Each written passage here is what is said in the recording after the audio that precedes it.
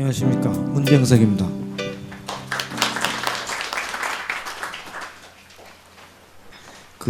최근에 들어서 이제 마이크로바이옴에 대한 관심도가 좀 높아지고 있는데, 이게 이제 마이크로바이옴 산업적 입장에서 보면 이 마이크로바이옴에 대해서 제대로 이해를 하고 인식을 갖는 게 매우 중요한 것 같습니다. 지난 30년 동안 이제 휴먼 지놈에 대해서 연구를 시작했고, 그 다음에 휴먼 지놈을 가지고 처음에 대두가 됐을 때 이게 지놈을 해석을 하면 다 알고 나면 많은 과학적 연결고리가, 생명의 신비의 연결고리가 풀릴 거로 생각했는데 여전히 진전은 거의 없었습니다. 근데 저희 건강 측면에서 보면 실제로 이 휴먼 지놈이 클루를 제공할 수 있는 거는 전체 메타지놈 분석한 거에 있어서 한 1% 정도밖에 정보를 제공하고 있지 못합니다.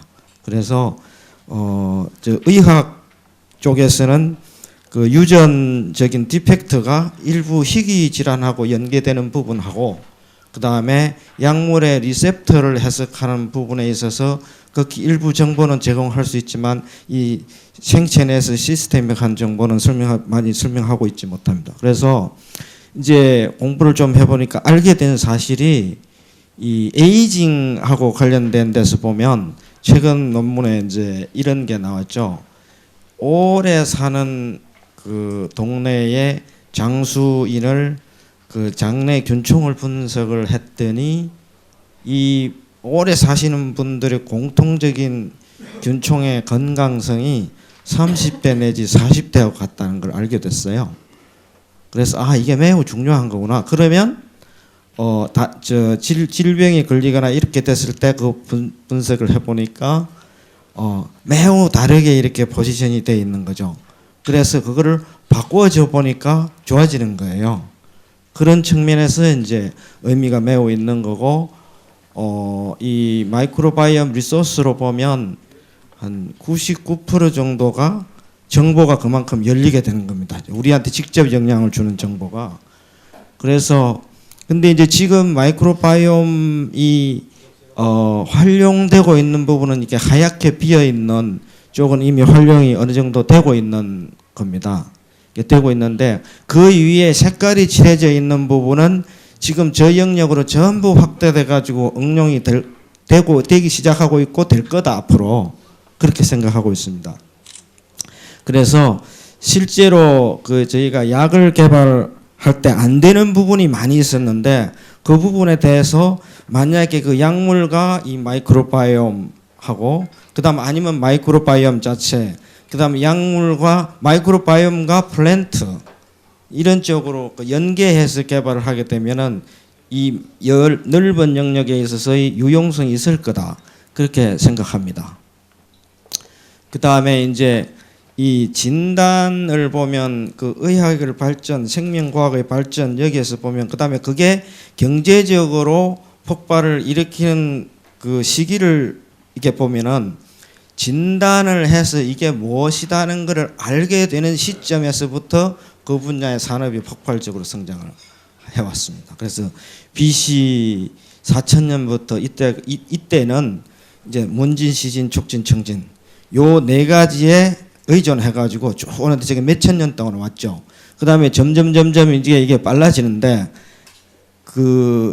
분기점이 혈액 화학을 분석하면서 관련 산업이, 건강 산업이 급격히 팽창을 합니다.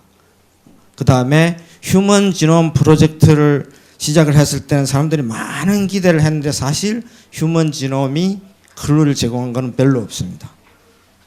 희귀병에 대한 원인은 알게 됐지만 근데 그런 부분에 대해서 교체해 주려고 하는 그런 지금 현재 시도가 이루어지고 있는 것이고, 그 다음에 이제 NGS 기술이 등장을 해갖고 지놈을 순식간에 동시에 많은 부분을 분석할 수 있게 되니까 이제는 분석 비용도 싸지고 그래가지고 많은 정보를 수득하는 것까지는 가능해졌는데, 그 다음에 최근 들어서 이제 AI가 대두되면서 이것하고 이거 두 개를 붙이면 이제 많은 걸 알 수 있겠다. 과거에는 정보가 부족한, 누적되는 정보가 부족하니까 그걸 잘 몰랐죠. 데이터는 있는데 그게 뭘 의미하는지를 몰랐다는 거죠. 그랬는데 이제 지금은 어느 수준까지 와 있냐 하면은 스타트업 중에 이런 게 있습니다. 의학 쪽에서는 프리시즌 메디신, 뭐 퍼스널라이즈드 메디신 이런 이야기를 많이 하는데 실제로는 가능하지 않았어요. 그걸 해석할 수 있는 툴이 없어가지고. 그런데 이제 유전 정보를 대량으로 분석을 하게 되니까 많은 정보가 지금 쏟아져 나오는 거예요. 근데 컴퓨터도 되게 이제 성능이 좋아지고 이래서 그 분류하고 해석하는 데 있어서도 많은 이제 다양한 툴이 제공되고 되게 되니까 이제는 그 미타지놈 분석한 데이터를 갖고 우리 휴먼의 헬스와 기존에 축적되어 있는 그 진단 정보와 그 다음에 향후에 이 사람의 퍼스널 개인의 정보를 예측적으로 생각해서 미래에 어떻게 진전될 것인가까지 예측하는 수준까지 지금 스타트로 와 있습니다. 그래서 이게 매우 중요한 거죠. 그래서 이제 지금 마이크로바이옴에서 지금 이 시점에 와 있는 겁니다. 그래서 메타지놈 분석을 할 수 있어서 앞으로 올 변화는 비로소 이제 개인적인 해석이 가능해지게 되고 그 다음에 정밀 맞춤 의료가 가능해지게 되는데 그것이 휴먼 지놈 단독의 문제가 아니라 휴먼에 들어오는 그 모든 지놈 정보 그게 이제 영양 유전자이기도 하고 어떤 경우에는 그 마이크로바이옴에서 넘어오는 유전 정보이기도 하고 우리 몸하고 반응해가지고 얻어지는 포스트 지놈이기도 하고 그런 부분들을 다 해석하게 되면 이제 개인적인 그 해석뿐만이 아니고 그 예방적으로 또는 예측적으로 그 정보를 활용할 수 있게 된다. 이런 데서 산업적으로 이제 의미가 있게 된다는 그런 이야기입니다. 그래서 이제 최근에 아까 그 그린 쪽에서 보게 되면 물론 그게 의약품 쪽으로도 갈 수 있고 이게 여러 가지 측면에서 산업화를 할 수 있겠는데 지금 조금 이제 그 대두되고 있는 부분이 농업 쪽에서는 그 지금은 그 화학농약 문제가 이제 잔류농약 이것 때문에 문제가 되니까 이쪽에 포커싱이 돼 있지만 아까 앞에서 연결도 그림에서 보여드린 것 같은 그런 쪽에서 360도로 방사선으로 펼쳐져 나갈 것이다. 그렇게 생각이 됩니다. 그리고 예를 들자면 뭐 이런 만약에 토양 개량제나 뭐 작물 생육 자재 개발 이런 것들이 이제 어떤 측면에서 의미가 있는가 하면 과거에는 예를 들어서 기능성 작물을 어떤 거를 유용한 거를 재배한다고 하면 그냥 천수답 농사식으로 하늘이 주는 또는 땅이 주는 거기에 의존해야 됐었습니다. 그런데 앞으로 어떻게 가능해질 것인가 하면 예를 들면 이제 어떤 그 작물이 잘 되는 지역이 있어서 밑에 토양 미생물을 싹 분석을 다 해봤더니 요 지역에서 이게 유용 성분이 많이 나오는 그 토양에서는 어떤 균총으로 그 이 토양 미생물이 구성이 되어 있고 그랬다는 거죠. 그래서 그 부분을 똑같이 이제 균주를 배양을 해갖고 그쪽에다 다른 안 되는 쪽에다 넣어 보니까 이쪽과 마찬가지로 똑같이 잘 되는 거예요. 이런 식으로 되는 걸 하나씩 둘씩 지금 알아가는 단계에 있습니다. 그 다음에 이제 시장은 현재 그 도표에 보이는 바와 같이 뭐 예를 들어서 이게 뭐 기준에 따라서 다르겠지만 이미 식품이나 헬스케어나 화장품에 마이크로바이옴이 알게 모르게 쓰이고 있는 부분들이 이렇게 시장이 형성되어 가고 있습니다. 그 예를 들자면 이제 식품은 프로프리바이오틱스를 가지고 중심으로 성장을 하는데 현재 뭐 국내 시장은 얼마 안 되지만 이게 그 급격히 성장을 해가는 단계에 있다고 보여지는 거고요. 아주 진입에 이제 막 첫 계단 스타트 라인으로 보여집니다. 그 다음에 이제 이거 질병과 마이크로바이옴 상관관계도 지금 계속 밝혀지고 있어서 연구는 앞으로 계속 많이 이루어지겠으나 지금 산업 쪽에서도 여기에 그 레드바이오 쪽에 임상 3상 단계에서 예를 들어서 바이오 균주를 가지고 생균이나 사균을 가지고 의약품을 만들려고 하는 게 벌써 페이스 3 정도까지 여러 개가 가 있습니다. 근데 이제 거기서 조금 미싱하고 있는 포인트는 생균이나 사균을 갖고 전국적으로 끝까지 의약품을 개발하겠다는 그런 그 난점이 한계가 분명히 있습니다. 그럼 다른 수단을 강구해야 될 거라고 생각이 들고요. 화장품도 지금 작년에 비해서도 올해부터 갑자기 이 트렌드가 이게 확대되고 있습니다. 그다음에 이 지금 그 식품 쪽에서 동향을 보면은 예를 들어서 다농 같은 경우에 2012년도부터 시작을 하고 있고, 그다음 듀퐁도 이 2017년부터 시작을 하고 있고, 그다음에 네슬레, 그다음에 CJ, 야쿠르트, 뭐 종근당, 최근에 이게 종근당 락토핏 갖고 이제 작년에 900억인가 팔고 올해 2천억을 팔겠다고 그런 급격하게 늘고 있는 건데, 그게 그냥 단순히 서양 식습관, 그러니까 우유 베이스의 유산균과 그 한국에 있은 락토바실러스 플란타럼류, 그러니까 우리 발효식품에 많이 있는 거, 그거를 이렇게 섞어서 줬을 뿐인데, 경험적으로 보면 내가 개인들이 좋아지는 걸 느끼니까 이 시장이 더블로 지금 계속 성장을 하고 있고, 그 제품 하나 가지고 종건당이 60년 동안 제약 사업을 했는 게 손익이랑 의약품 전체에 이 제품 하나의 손익이랑 지금 같아지는 거예요, 올해에. 그래서 그런 의미가 있습니다. 이게 지금 그 이야기고요. 그 다음에 이제 보면은 그 우리나라에서도 그 일부 벤처를 중심으로 해가지고 이 스타트업들이 이쪽의 가능성을 보고 이게 그 출범을 막 하고 있는 그런 상황입니다. 그다음에 이제 의약품 쪽에서 보면 지금 여기에 있는 이 그 코드들이 그 임상 연구 단계에 가 있는 것들인데요. 이게 이제 글로벌 컴퍼니들이 하고 있는 거고, 이쪽에 국내 스타트업들이 지금 연구를 하고 있는 부분들인데, 대개는 스몰 몰리큘이나 바이오 신약이 해결하지 못한 쪽에 이게 상당히 리스폰스를 보이고 있다는 실험적인 증거가 이 하나둘씩 나오기 시작해서 이렇게 하고 있는데, 예를 들어서 이 회사 같은 경우에는 어디까지 가 있냐면 개별, 그러니까 마이크로바이옴하고 이 사람의 그 건강한 스테이터스를 예측을 하는데, 그 요 검사, 그러니까 유전 분석을 해가지고요, 혈액하고 요하고 분변에서 유전학적인 검사를 통해 가지고 정보를 얻는데, 상당히 많은 데이터가 축적이 돼서 어떤 분이 그 유린 샘플을 받아가지고 주면 일주일 뒤에 그 정보를 받아보는데, 그 나의 건강 상태는 어떻게 지금 되어가고 있고, 그 다음에 향후에 이걸 어떻게 바꿔주면 어떤 형태로 되어갈 것이고, 여기까지 해석하는 쪽으로 해서 AI 도움을 받아서 그런 쪽으로까지 지금 진전이 되고 있습니다.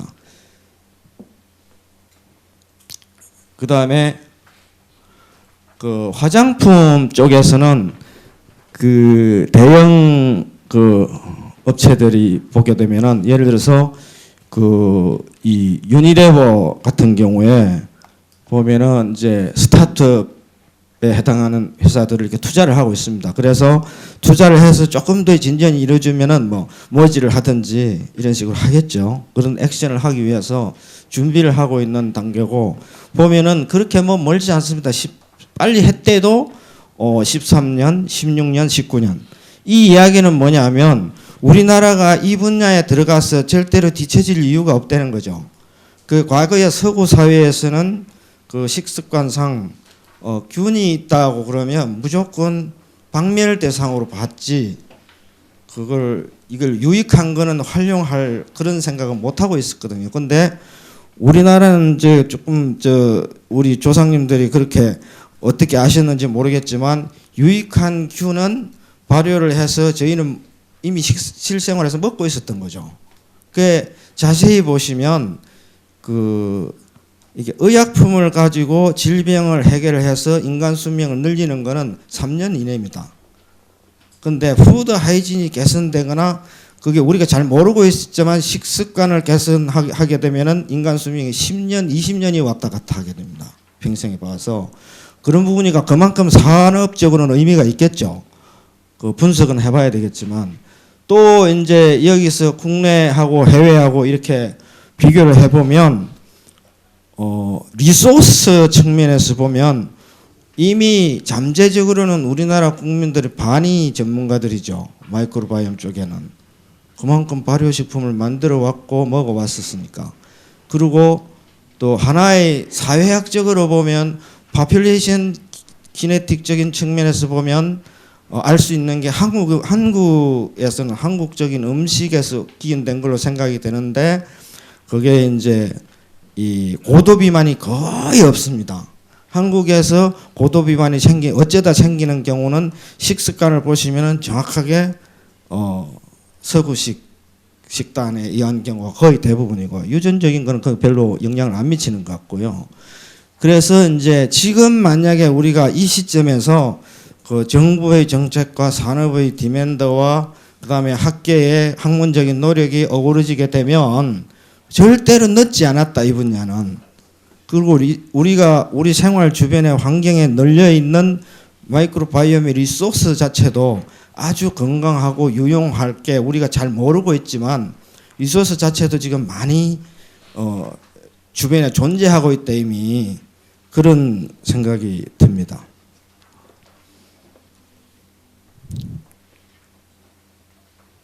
다음에 이제 예를 들어서 재밌는 거 하나 보면 아까 이거 얼핏 이 이야기를 했는데 플레이버 박테리움 해가지고 이거를 이제 그 도마도 풋마르병 저항성을 이제 가지게 하는 미생물인데 그러면 그 미생물만 넣어줘도 이렇게 건강하게 자라게 되는 거죠.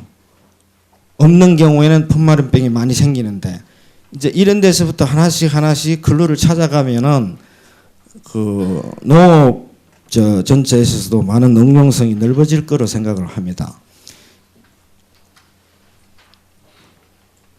다음에 이제 그 제가 몸담고 있는 종기원에서 그 생각하는 거는 현재 보면 저희 그 콜마 그룹 같은 경우에는 이제 식품, 의약품, 화장품을 주 그 메인 사업으로 하는데 한쪽에서는 지금은 일반 건강기능식품 개발하는 거, 신바이오틱 제품 그다음에 여기서 하나 더 하려고 하는 것은 건강을 체크하는 기능, 그 자가 진단이라고도 할 수 있죠. 그런 기능을 그 병원에서의 사후에 질병 관리를 하는 그 치료적 시스템이 아니고 예방적인 측면에서 건강을 체크하는 서비스하고 건강기능식품하고 그다음에 푸드체인하고 이걸 전체를 엮어서 사업을 하려고 하는 그런 계획이 지금 진행 중에 있고요.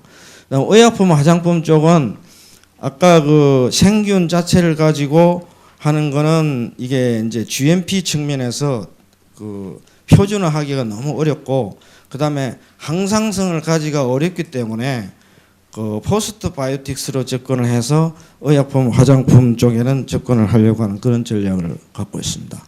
그다음에 식품은 지금은 한쪽에서는 지금 이 기능성 소재라고 하는 거는 전부 플랜트 오리진이 대부분이죠.